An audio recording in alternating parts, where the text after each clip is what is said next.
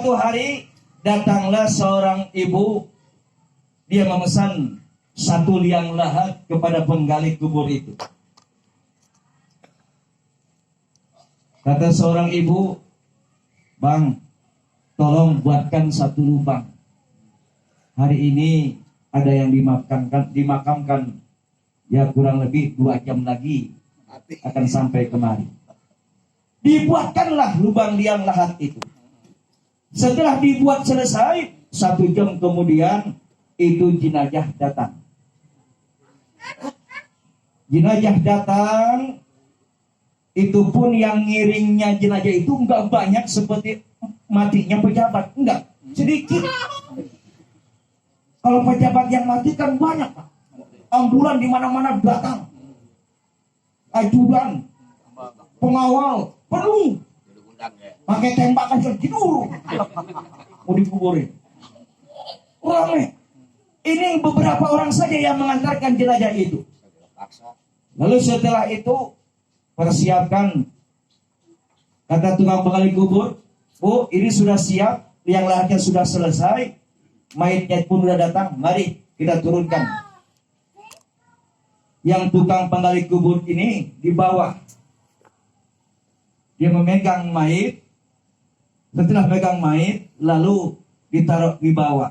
Setelah taruh di bawah, dengan kekuasaan Allah, ini tukang penggali kubur Allah perlihatkan taman-taman surga yang sangat indah luar biasa. Mulai tiba-tiba berbeda alam, terlihat begitu sangat indah luar biasa alam barzah itu. Di kuburan terlihat taman-taman surga Allah. Yang lain tidak lihat, tapi tukang penggali kubur ini lihat dengan jelas. Bahkan ada 2 orang pemuda menggunakan naik kendaraan kuda. Ini 2 orang malaikat menghampiri mayat tersebut. Dibawalah mayat tersebut oleh 2 penunggang kuda ini. Ini tukang gali kubur langsung pingsan, saudara. Bluk. Kuburan belum kelar udah pingsan. Kenapa? Kaget lihat keadaan seperti itu. Nah, diangkatlah sama orang yang di atas. Setelah diangkat, diselesaikan pemakaman. Selesai pemakaman, ini tukang gali kubur itu masih pingsan. Kata yang sebelah, "Pak, ini pingsan." "Ya mungkin bayarnya belum dibayar, barangkali belum kalah."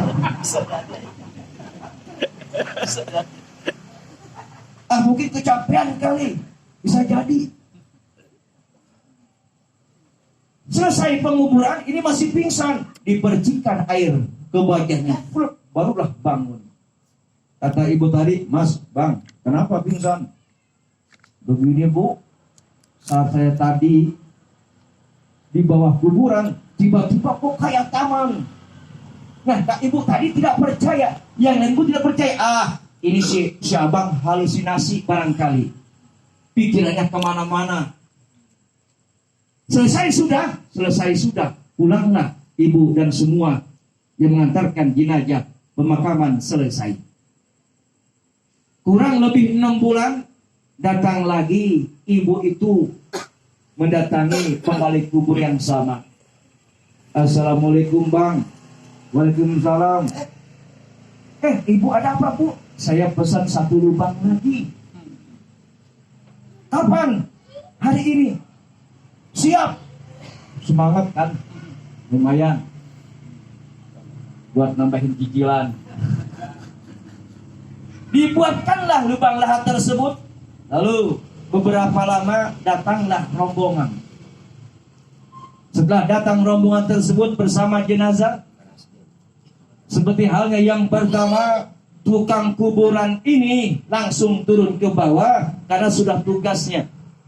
Lalu diangkatlah jenazah di atas ke bawah dan hendak dimasukkan ke liang lahat. Tiba-tiba keajaiban pun kembali terlihat oleh penggali kubur ini. Tiba-tiba terlihat begitu indahnya ruang makom itu. Allah ganti dengan taman-taman surga. Satu kenikmatan yang belum pernah terlihat oleh seorang penggali kubur ini. Kenikmatan yang sangat luar biasa. matanya terbelalak melihat keadaan situasi dan sekelilingnya begitu sangat indah dengan keharuman yang sangat luar biasa. Dan tiba-tiba ada 2 orang malaikat menggunakan kuda menghampiri mayat tersebut. Diambillah mayat tersebut, dibawa oleh 2 malaikat ini sampai kembali tertutup dan hilang kenikmatan surga itu. Dan waktu yang kedua ini tukang penggali kubur enggak pingsan. Mungkin pengalaman yang pertama. Terbengong dia. Yang di atas tidak melihat keajaiban luar biasa. Kata ibu, bang, kenapa bengong? Oh iya bu. Lalu dikuburkan, selesai, naiklah tukang penggali makam ini. Setelah makam selesai, ibu tadi pulang. Semuanya rombongan yang mengantarkan jenazah pun pulang. Namun sebelum jauh, ini tukang penggali kubur panggil sang ibu. Ibu, sebentar. Ya, ada apa bang? Bayarannya kurang bang? Enggak. Kenapa manggil saya? Saya pengen tanya sama ibu. Beberapa bulan yang lalu, ibu kan mesen kuburan. Betul. Dan ini pun ibu yang pesan. Saya pengen tanya ibu ini siapa? Jawab seorang ibu, saya ini sedang mendapatkan musibah, Pak. Dulu anak saya yang pertama meninggal dunia, kan abang yang buat galinya. Lalu yang kedua tadi pun anak saya meninggal dunia, juga abang sebagai penggali kuburnya. Maksud saya bukan itu, Bu. Di saat saya menggali pertama, menguburkan anak ibu yang pertama kali, sampai yang tadi itu, keanehan dan keajaiban terjadi, Allah perlihatkan kepada saya. Saya tanya, ini amal anak ibu ini apa? Jawab seorang ibu, bang, anak-anakku meninggal dunia, yang pertama itu sedang mencari ilmu, rajin ngajinya, taklim mencari ilmunya akhirat, beliau sangat rajin luar biasa sampai Allah panggil. Lalu yang kedua pun anak saya, memang dia nggak cari ilmu, dia nggak belajar ilmu, tapi dia mencari penghasilan untuk menghidupi saudaranya yang sedang mencari ilmu. Hartanya digunakan untuk kepentingan agama, hartanya untuk kepentingan dakwah saudaranya, maka Allah berikan seperti itu saudara. Sebuah pertanyaan, orang kadang ngaji hente, mereh hente. Hayang asup surga, emang surga memang bukan moyang orang.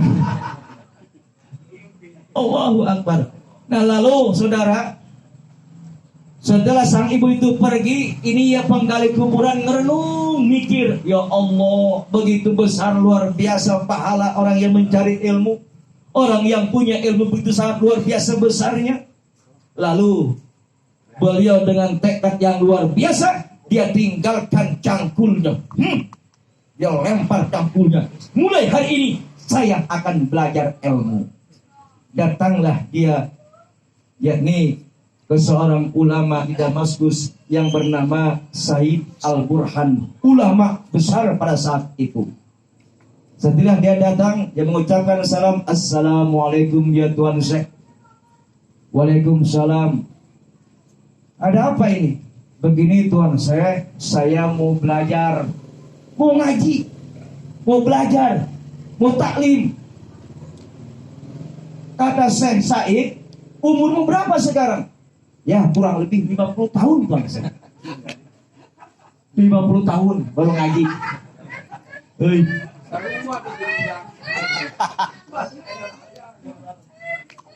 50 tahun baru taklim. Apa kata Tuan Syekh Said Al-Burhani?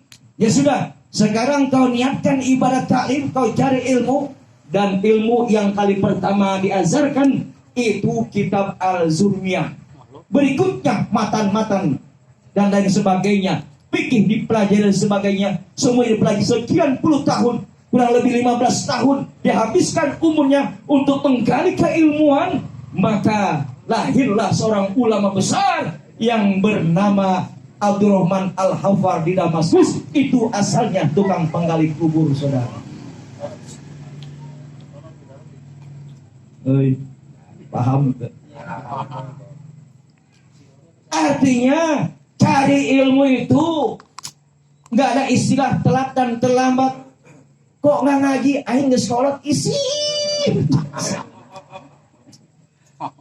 Allahu Akbar. Yang lain belajar Iqra.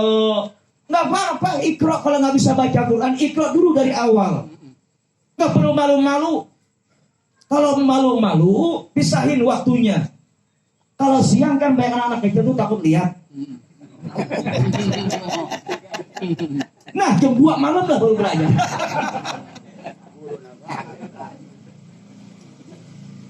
Kenapa? Ilmu itulah yang dia akan menuntun kita menuju kehidupan akhirat. Dengan keilmuan itulah yang akan menyempurnakan setiap amal ibadah yang kita kerjakan. Salat tidak akan pernah diterima oleh Allah. Haji tidak akan pernah diterima oleh Allah. Ibadah yang lainnya tidak akan pernah diterima oleh Allah tanpa dibarengi dengan ilmu yang dimiliki oleh kita untuk menyempurnakan ibadah. Makanya ilmu itu sebagai penyempurna ibadah. Di mana adanya di alim ulama, makanya datangin ulama. Kiai datangin. Saya mah nggak mau ngaji di kampung baru, nggak banyak ulama, banyak kiai di kampung orang. Ayo datangin, Pak Kiai, saya mau belajar ngaji. Silahkan. Itu ilmu untuk pegangan kita. Dan juga seorang guru itu untuk menjadikan syafaatnya kepada kita. Kenapa? Seorang guru, seorang syekh, seorang alim ulama memberikan syafaat kepada kita sebelum Kanjeng Nabi memberikan syafaat kepada kita. Yang pertama kali di alam barzah sampai hari kiamat itu seorang guru kita. Rasul mengatakan, yasfa'u yaumal qiyamah salasun, yang akan memberikan pertolongan kepada setiap manusia. Itu ada 3 perkara. Siapa? Yang pertama, al-anbiya, para nabi dan rasul. Lalu yang kedua, para syuhada yang akan memberikan syafaat kepada kita. Lalu yang ketiga, yaitu para alim ulama, ulama yang mengajarkan tentang hukum kepada kita. Ini yang akan memberikan syafaat kepada kita. Sebelum Rasul, ulama dulu. Pak ulama dulu, kita nggak pernah berjumpa dengan Rasul. Betul. Kita belum pernah berjumpa dengan Nabi. Kita belum pernah berjumpa dengan para aulia Allah pada zaman dulu.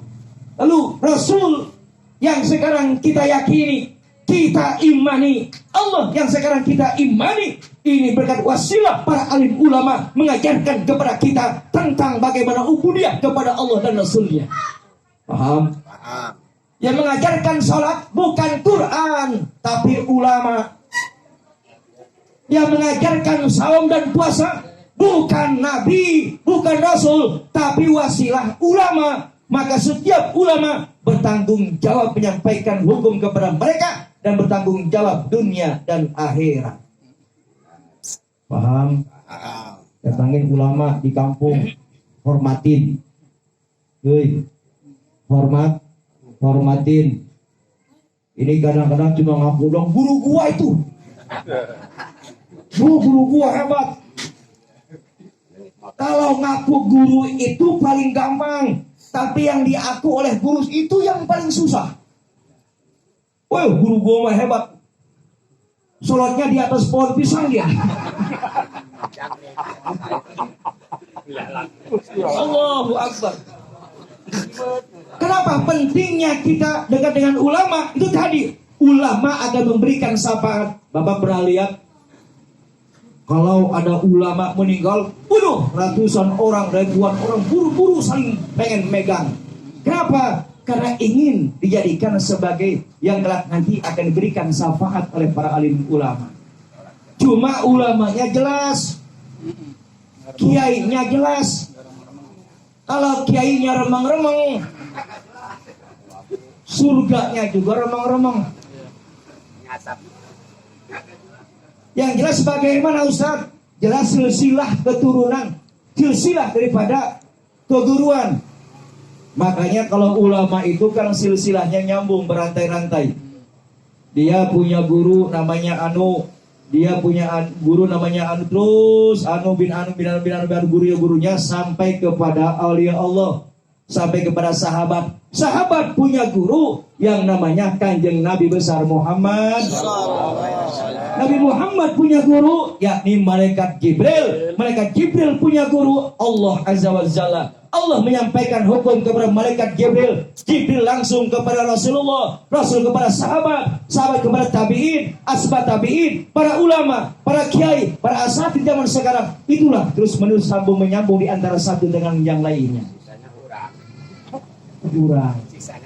Ulama satu tidak memberikan syafaat, tidak mampu. Ada ulama-ulama yang lain yang memberikan syafaat kepada kita. Kenapa? Karena mereka lah mengajarkan Quran, mengajarkan alif ba kepada kita, mengajarkan sholat kepada kita, mengajarkan ibadah kepada kita. Maka Said Al-Burhani ini ulama besar, beliau berhasil mengajarkan kepada Abdurrahman Al-Hafaf sampai beliau menjadi ulama besar di Damaskus. Artinya ini kita jadikan sebagai bahan renungan untuk kita saudara. Hayo, walaupun kita usia sudah tua, usahakan kita harus bisa baca Quran. Belajar jadi imam di kehidupan rumah tangga kita. Ini mentang-mentang bini lebih pintar, kadang-kadang kita gak mau jadi imam. Bini yang di depan. Kata lakinya bilang, lu kan agak bagus nih bacanya. Yang di depan lah, bininya juga rada goblok. Depan dia jadi imam, laki jadi makmum. Dan sekarang kita belajar Quran dikit-dikit jadi imam. Ustaz, saya kan bisa cuma kulhu, gak apa-apa kulhu. Di belakang anak sama istri, sholat maghrib kulhu, isya kulhu, subuh kulhu, johor kulhu, asar kulhu. Dan pemajikan kapal kulhu aja. Allah, ayo kita manfaatkan usia kita ke depan, kita bisa mengukur betapa banyak kehidupan yang pernah kita lewati. Betul. Perlu dicatat saudara, umur memang rahasia Allah. Perjalanan kehidupan kita semakin hari semakin tua, semakin dewasa, harus semakin bijak. Kemarin kenapa orang takut COVID? Ngaji kagak, sholat kagak. Rata-rata yang takut corona itu umur 50 tahun ke atas. Hei. Coba lihat, perhatiin anak-anak kita saudara. Apa mereka yang takut? Wah, gak ada. Semuanya marah-marah. Dek, lu jangan keluar. Emang kenapa? Ada mang corona. Bahaya. Yang namanya anak, ayo kemana-mana main. Apa pakai masker? Kagak. Ini sebuah pengalaman kehidupan kita saudara. Di saat usia kita remaja 15 tahun gak pernah rasa takut. Bener. Wih, Ustaz, saya juga sekarang walaupun tua gak takut sih kalau nganjang mah. Atau apa gitu kebanyakan.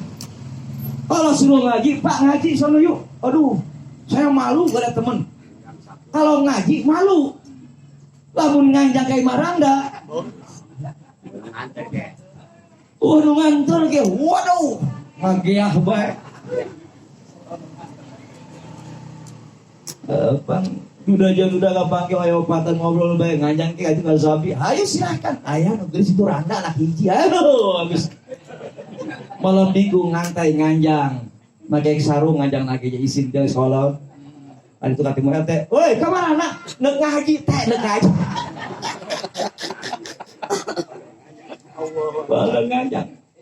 Allahu Akbar. Kenapa usia belasan tahun kita tidak pernah berpikir yang lebih seperti halnya berpikirnya orang-orang dewasa? Usia imun tersebut, usia dini, itu sedang kuat-kuatnya, tidak pernah berpikir masa-masa yang menakutkan. Kenapa? Satu, pengalamannya masih nol. Belum ada pengalaman. Seiring waktu berjalan, remaja menginjak dewasa, remaja menginjak tua, dan di usia tua kita lah semakin banyak was-was. Kenapa semakin banyak was-was? Semakin banyak pengalaman yang kita alami, banyak perubahan kehidupan yang kita rasakan, banyak kekhawatiran yang sangat luar biasa kita rasakan. Pada akhirnya apa? Timbullah rasa takut yang sangat luar biasa. Betul, Pak? Adanya di mana? Di hati. Lalu di mana lagi? Hati, di iman. Sebagaimana di saat usia kita sudah melewati dewasa, maka kita harus bijak menghadapi kehidupan ini. Semakin banyak ujian, semakin banyak musibah, semakin kita dekat kepada Allah Azza wa Jalla, bukan semakin kita jauh kepada Allah. Kalau orang bijak, semakin banyak masalah yang dihadapinya, semakin banyak persoalan kehidupan yang dialaminya, dijadikan sebuah pelajaran kehidupan untuk mendewasakan diri. Semakin dia diberikan ujian dan musibah, semakin dia hidup akan dewasa dan menjadi manusia yang bijak. Semakin diberikan ujian dan musibah, seiring waktu pun Allah angkat diri dan derajatnya. Ibarat kita naik tangga 1 diuji, naik tangga 2 diuji, naik tangga 3 diuji, terus sampai tinggi pun diuji. Artinya apa? Agar kita bisa mampu dan melihat kehidupan ini dengan secara nyata, dengan pengalaman dan keilmuan kita. Semakin kita melihat masalah, kita bisa menghadapi, dan kita bisa bijak menghadapi masalah itu sendiri. Betul? Yang penting bersandarnya kepada Allah Azza wa Jalla. 1 jam lebih pulang ngomong ya. Terus capek enggak? Bulannya capek. Ya, mudah-mudahan orang doakan karena sahibul musibah keluarga almarhum, mudah-mudahan diberikan kebarokahan keikhlasan Allah Subhanahu wa taala. Kita doakan juga kepada almarhum Bapak Mamat bin, yang mudah-mudahan Allah angkat derajat dan diberikan tempat yang terbaik. Mudah-mudahan untuk diri kita pribadi masing-masing, semoga Allah berikan usia panjang kepada kita untuk ibadah kepada Allah Subhanahu wa taala. Usikum manasibitullah wa kuminkum. Wassalamualaikum warahmatullahi wabarakatuh.